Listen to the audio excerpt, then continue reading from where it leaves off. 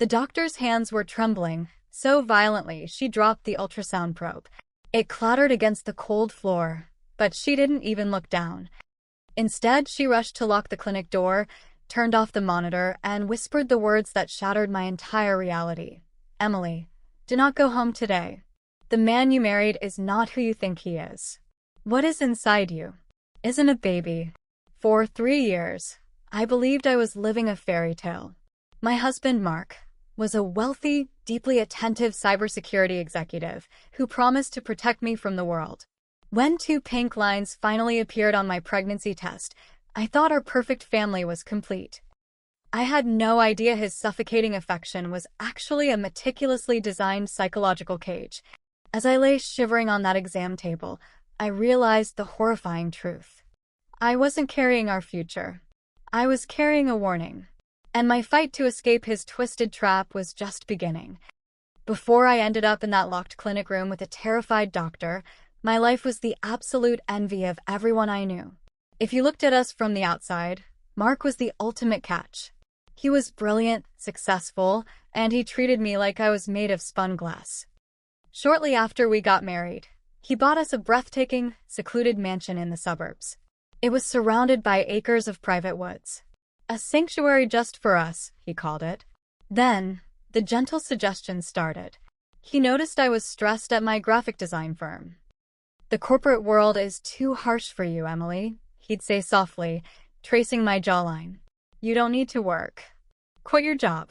Paint, read, relax. Let me take care of everything." It sounded like a dream, so I agreed. But looking back, that was the first bar of the cage. Once I was home all day, the isolation crept in quietly. My friends slowly stopped calling because Mark always had a reason why we couldn't see them.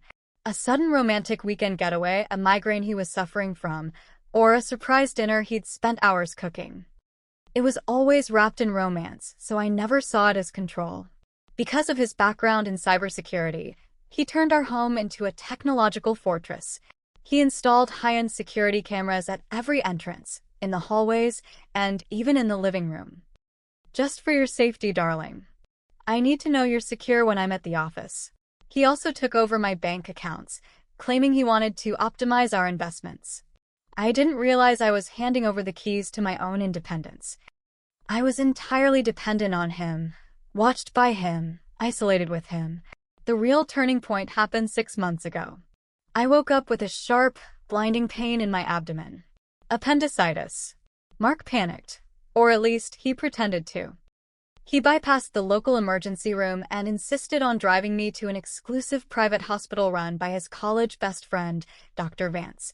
"Only the best care for my wife," he insisted. The surgery was supposed to be a routine, minor procedure. I woke up groggy with Mark holding my hand, kissing my forehead, telling me everything went perfectly. A few weeks later, my body started changing. The morning sickness hit like a truck. I was constantly exhausted, my hormones were raging, and my period never came. When I finally took a pregnancy test and saw those 2 pink lines, Mark fell to his knees. He wept actual tears of joy, pressing his face against my flat stomach, whispering about how our family was finally complete. I cried with him. I thought it was a miracle. I thought he was the most loving father-to-be in the world. I had no idea that those tears of joy were actually tears of triumph. I had no idea that the surgery wasn't an appendectomy, and that the symptoms I was feeling weren't a miracle at all. It was the final lock clicking shut on my golden cage. The only reason I was in that specific clinic was because of a tiny, nagging voice in the back of my mind. Mark had insisted, almost aggressively, that I only see Dr. Vance, his best friend who performed my appendectomy, for all my prenatal care. But Dr. Vance's clinic always felt too monitored, too sterile, and Mark was always in the room, holding my hand so tightly it almost hurt. So I lied. I told Mark I was going to a private prenatal yoga class. Instead, I drove to a completely different town and paid cash to see Dr. Sarah, an independent OB/GYN highly recommended on a local forum. I just wanted one normal ultrasound. One moment with my baby without my husband's overwhelming presence. I lay back on the exam table, staring up at the ceiling tiles while Dr. Sarah applied the cold gel to my slightly rounded stomach. I smiled, waiting for the familiar rapid thump-thump-thump of a tiny heartbeat to fill the room. But the room stayed dead silent. I watched Dr. Sarah's face. She squinted at the monitor, her brow furrowing in deep confusion. She moved the wand to a different angle, pressing a little harder. Her eyes widened. The color completely drained from her face, leaving her as pale as a ghost. Is everything okay? I asked, my voice trembling. Is there no heartbeat? Did I lose the baby? That was when her hands started shaking so violently that she dropped the ultrasound probe. It clattered loudly onto the linoleum floor. She didn't pick it up. Instead, she rushed over to the monitor, turned the screen completely off, and sprinted to the clinic door, throwing the deadbolt lock. She even drew the blinds. When she turned back to me, her eyes were filled with absolute terror. She grabbed her personal cell phone, completely ignoring the clinic's landline. "Emily, listen to me very carefully," Dr. Sarah whispered, her voice tight with panic. "Do not go home today. The man you married is not who you think he is." I sat up, wiping the gel off my stomach, my heart hammering against my ribs. "What are you talking about?" "My baby. Emily, you are not pregnant." I laughed. A short, breathless, hysterical laugh. "That's impossible." I took 4 tests. They were all positive. "I have morning sickness, my clothes are getting tight, my hormones are being artificially manipulated," she interrupted, cutting through my denial like a knife. She turned the monitor back on and spun it toward me. "Look at this. Look closely." She pointed a shaking finger at a small, distinct metallic shape glowing stark white against the dark tissue of my uterus. It wasn't curved like a growing fetus. It was perfectly, mechanically rectangular. "What you are looking at is not a baby," Dr. Sarah said, her voice dropping to a horrified whisper. "That is a high-grade, synthetic hormone-releasing implant. It's illegal in this country. It is slowly pumping massive doses of pregnancy hormones directly into your bloodstream, mimicking every single symptom of a first-trimester pregnancy. That's why your tests are positive. That's why you're sick." The room started to spin. I couldn't breathe. "Why? Who would do this?" "It gets worse," she said, leaning in closer. "These specific implants are black market tech. They don't just release hormones. They emit a constant GPS signal. Emily, someone is tracking your exact biological state and your exact physical location 24 hours a day." The floor fell out from under me. The appendicitis surgery. 6 months ago. The sudden pain. Mark rushing me to Dr. Vance's private hospital. The sweet, loving husband who wouldn't leave my side while I was put under anesthesia. He didn't save my life. He had his best friend cut me open and plant a tracker and a chemical weapon inside my body. "Why?" I gasped, clutching my stomach, feeling violently ill as the reality of my perfect husband washed over me. "Why would he make me think I'm having a baby?" "Because of what comes next," Dr. Sarah said grimly. "In a few weeks, the hormone reservoir will run dry. Your hormone levels will crash violently. To you, and to the rest of the world, it will look like a devastating miscarriage, a trauma severe enough to cause a complete psychological breakdown. And your husband, the grieving, supportive man, will have the perfect excuse to declare you mentally unfit, take full medical power of attorney, and lock you away for your own safety. I wasn't a wife. I was a project. I was a hostage in a psychological horror movie, and the monster was the man who kissed me goodnight every single evening. I can call a domestic violence shelter right now," Dr. Sarah said, her fingers hovering over the keypad of her burner phone. "We can get you out the back door. You don't ever have to see him again." Every instinct in my body screamed at me to run, to sprint out of that clinic, disappear into the crowd, and never look back. But the cold, paralyzing logic of my situation washed over me like ice water. I shook my head, my nails digging so hard into my palms that they left crescent moon indentations. "I can't. You said it yourself, Sarah. There is a GPS tracker inside me. Mark is a cybersecurity executive. He designs surveillance systems for massive corporations. If I run, he won't just find me, He'll find me within the hour. I looked down at my stomach, a wave of profound nausea hitting me. And what happens when he does? He'll call the police. He'll play the frantic, loving husband. He'll tell them his pregnant wife is suffering from severe prenatal psychosis. That I'm a danger to myself and our unborn child. Because of the hormones pumping through my veins, I'll look crazy. I'll sound crazy. They will hand me right back to him, and he will lock me away in a psychiatric facility. I will never see the outside world again. Dr. Sarah slowly lowered the phone. She knew I was right. In a battle of my panicked word against a wealthy, articulate husband with medical records from his best friend, I would lose. "We need a strategy," Sarah whispered. She opened a locked drawer in her desk and pulled out a small, prepaid mobile phone. "I'm going to connect you with someone. Her name is Rachel. She's a lawyer who specializes in extracting women from high-net-worth abusers and extreme psychological control." I spoke to Rachel for exactly 10 minutes. Her voice was sharp, calm, and entirely clinical. She didn't offer me pity. She offered me a tactical plan. "Listen to me, Emily." Rachel's voice crackled through the cheap speaker. "Right now, Mark thinks he is playing chess against a blindfolded opponent. He thinks he has total control. That arrogance is his only weakness. To build an airtight legal case, to prove he planted an illegal medical device inside you, we need evidence. Financial records, encrypted emails, anything connecting him to Dr. Vance's black market purchase. You have to go back to that house. I have to sleep next to him." My voice broke. "Knowing what he did to me? You have to do more than that," Rachel replied, her tone unwavering. "You have to be the happiest, most devoted wife he has ever seen. Do not let your mask slip. Not for a single second. Because the moment he suspects you know the truth, your life is in immediate danger." The drive back to our secluded, heavily wooded estate was the longest hour of my life. I pulled my car up to the massive iron gates. Above me, the red light of the security camera blinked steadily. Mark was watching. He was always watching.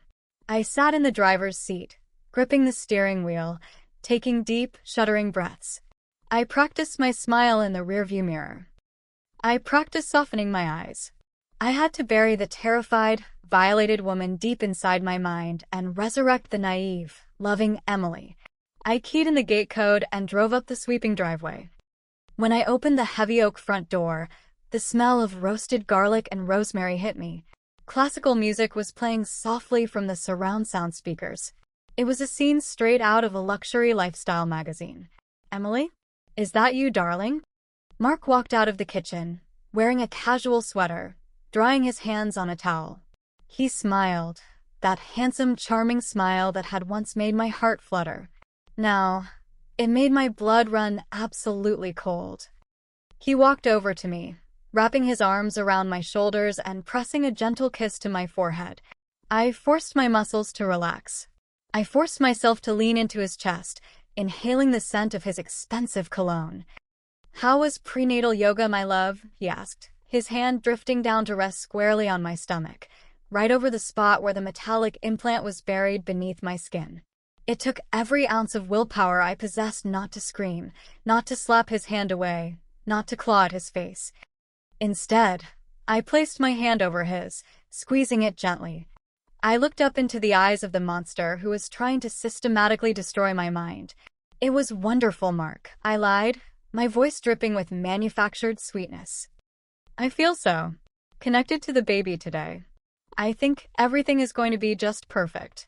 His smile widened, reaching his eyes. He bought it. Completely. "I'm so glad," he whispered, kissing my cheek.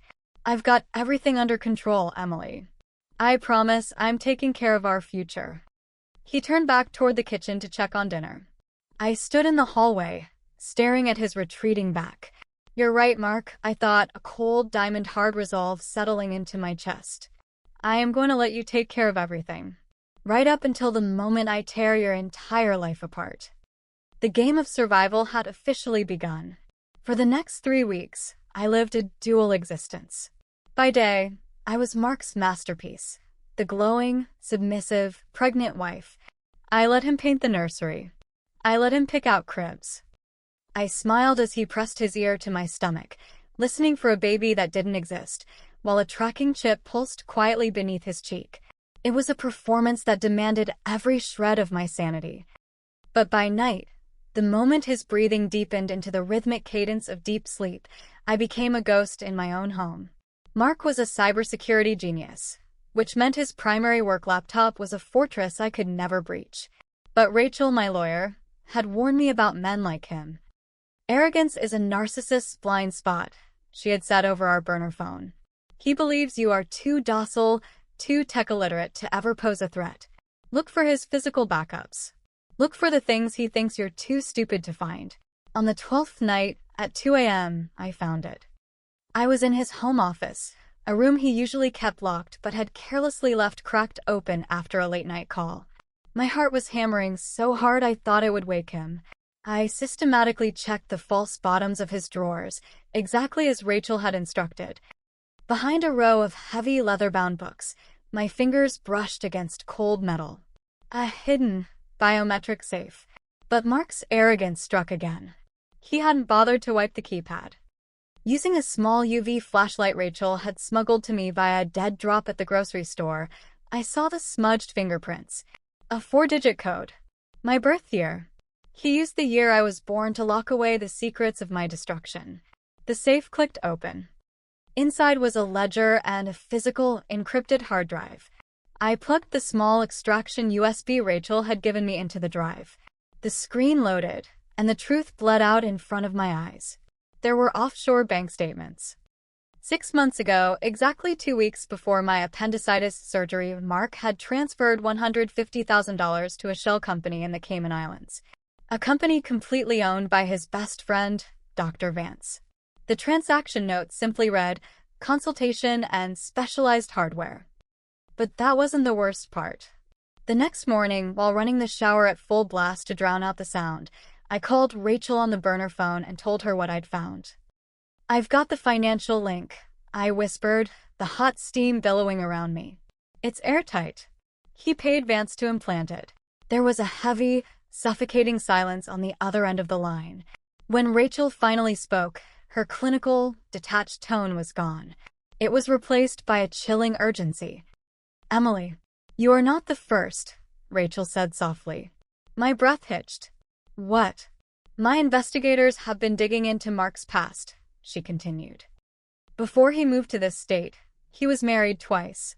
Both women came from money or had significant assets. Both women miraculously got pregnant after years of trying.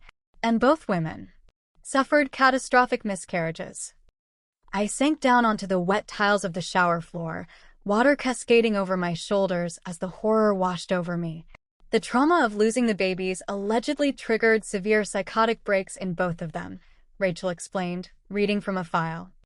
Mark, playing the devastated, protective husband, used his connections to have them declared legally incompetent. He took full medical and financial power of attorney. He drained their accounts, sold their properties, and left them permanently institutionalized in private, high-security psychiatric facilities. They're still there, Emily. Heavily medicated, believing they lost their minds. He wasn't just a controlling husband. He was a psychological serial predator. He found successful, independent women, isolated them, broke their minds with synthetic chemicals, and harvested their lives to fund his empire. We have enough to take him down, Rachel said. The FBI is ready to move. We are securing the warrants today. I closed my eyes, relief finally threatening to crack my iron facade. We had him. It was almost over. But there's one problem, Rachel added, her voice dropping. We hacked his private calendar. He has a medical appointment scheduled for you with Dr. Vance for tomorrow night. The event is titled Phase 3 Extraction. My blood turned to ice. They weren't waiting. The artificial hormones were running out. They were planning to stage the miscarriage tomorrow. If I got into Vance's clinic, they would drug me, extract the chip, and my descent into madness would officially begin. I would wake up in a psychiatric ward, and the evidence inside my body would be gone forever. You have to hold him off, Emily, Rachel ordered. Do not let him take you to that clinic tomorrow. We need 24 more hours to get the federal judge to sign the arrest warrant. I hung up the burner phone, staring at my pale reflection in the steamy bathroom mirror. I was trapped in a house with a monster, and the clock had just run out. The next 24 hours were a waking nightmare. Outside, a massive thunderstorm rolled in, matching the suffocating dread building inside our secluded house. Rain lashed against the towering windows of the living room. I just needed to stall. One day. That was all Rachel needed to secure the federal warrants. I told Mark I was feeling incredibly fatigued, hoping to stay locked in the bedroom. But at 6 p.m., the heavy oak front door swung open. Mark was home early from the office. I walked out to the landing of the stairs and froze. Mark wasn't taking off his coat. He was standing dead still in the foyer, staring at a small, crumpled piece of paper in his hand. The air in the house instantly dropped 10 degrees. "Emily," he said. His voice wasn't raised, but the sweet, affectionate tone was completely gone. It was flat, cold, the voice of a machine. "Come down here." I descended the stairs, my legs feeling like lead. As I got closer, I saw what he was holding.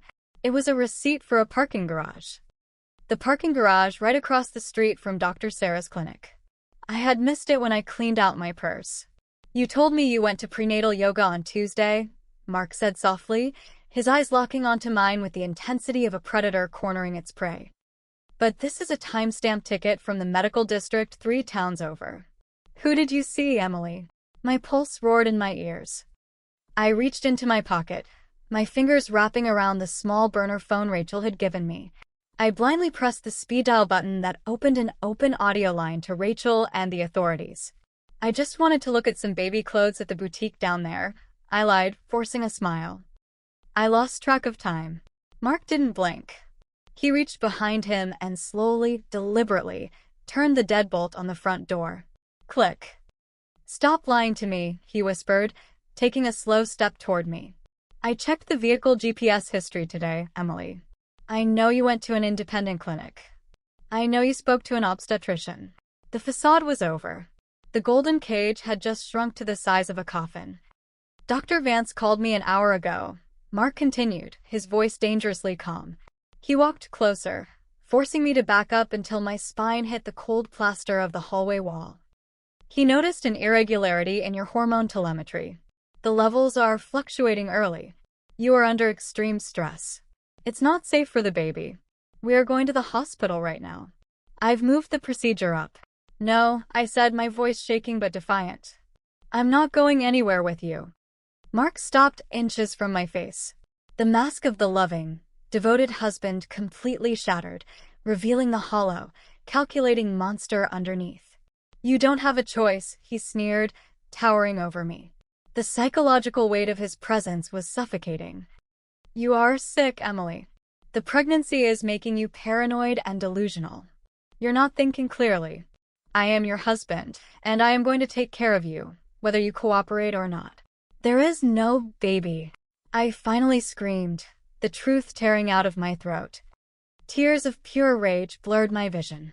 "I know about the implant, Mark. I know about the black market tech. I know about the $150,000 you wired to Vance in the Cayman Islands." Mark went rigidly still. For a split second, genuine shock flickered in his eyes. He hadn't expected the docile, obedient wife he had manufactured to fight back. But then the most terrifying thing happened.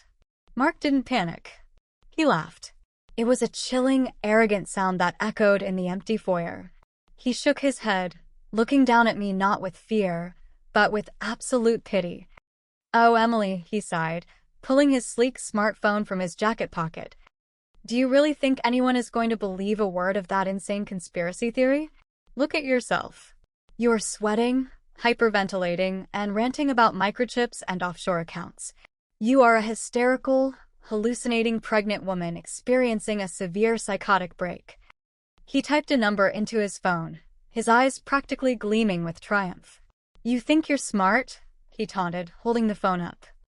"I'm calling the private psychiatric transport right now. They'll be here in 20 minutes. I have Vance's medical files proving your history of mental instability.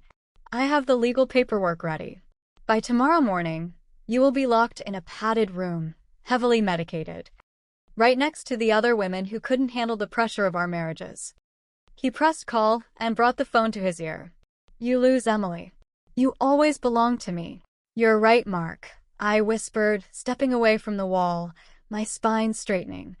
I pulled the cheap, plastic burner phone from my pocket and held it up. The call timer on the screen read 4:15. "I sound crazy. And if it were just my word against yours, you would win." Mark's eyes darted to the burner phone. His arrogant smile faltered. "But I'm not talking to the police," I said, my voice steady and crystal clear. "I'm talking to the FBI. And they have been listening to you confess to wire fraud, medical tampering, and the false imprisonment of your previous wives for the last 4 minutes." The phone slipped from Mark's hand, clattering onto the hardwood floor. Pure, unadulterated panic finally warped his perfectly constructed features. He lunged toward me to grab the burner phone. But he never made it. Through the howling wind and rain outside, the shrieking wail of a dozen sirens tore through the night. The flashing red and blue lights exploded through the living room windows, painting Mark's horrified face in strobe-light colors. "Police. Open the door." A voice boomed through a megaphone outside, shaking the very foundation of the house. Heavy, rhythmic pounding hammered against the solid oak door. Mark scrambled backward, tripping over the expensive rug. The brilliant cybersecurity executive, the puppet master who had controlled my every breath, was suddenly nothing more than a terrified, cornered rat. "Emily, please," he stammered, raising his hands, his voice cracking with desperation. "We can fix this. I love you. I did this to protect us." FBI. Breaching. The front door splintered inward with a deafening crack as a tactical team flooded the foyer. Armed federal agents in tactical gear swarmed the room. "Get on the ground. Show me your hands." I watched, completely numb, as they forced the man who had tried to steal my mind face down onto the floor. As the heavy steel handcuffs clicked shut around his wrists, I didn't feel fear anymore. I just felt the first, beautiful breath of absolute freedom.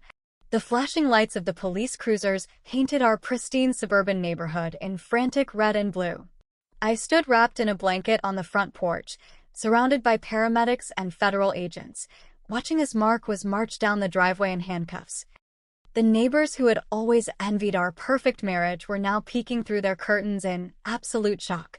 But the real fight had just begun. Mark was wealthy, connected, and desperate. The next few weeks were a dizzying blur of sterile hospital rooms and stark legal offices. My first battle was reclaiming my own body. Under the strict supervision of the FBI and an independent forensic medical team, I underwent surgery. When the doctors finally extracted the small, rectangular black market implant from my tissue, it was immediately sealed in an evidence bag. That little piece of metal was the silver bullet that shattered Mark's entire defense. Mark hired the most ruthless, expensive defense attorneys money could buy. During the preliminary hearings, they tried to deploy his original plan.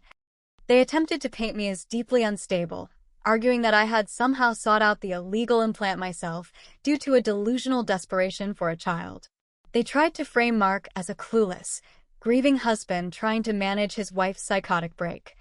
But my lawyer, Rachel, was a shark in a tailored suit. She didn't just bring a defense. She brought a legal avalanche. She presented the encrypted audio recording from my burner phone, capturing Mark's own terrifying threats.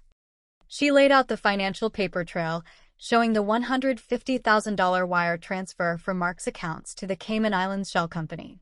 But the final fatal blow to Mark's empire of lies came from his own best friend. Dr. Vance, the man who had cut me open and planted the device, was arrested the same night as Mark. Terrified at the prospect of spending the rest of his life in a maximum security federal prison, Vance's loyalty evaporated in less than 48 hours. He took a plea deal. He flipped on Mark entirely, handing over every encrypted email, every medical falsification record, and every dark secret they had shared. Vance's testimony blew the lid off the darkest part of the case, the previous victims. Armed with Vance's records, Rachel and the FBI secured emergency court orders to intervene in the cases of Mark's first 2 wives.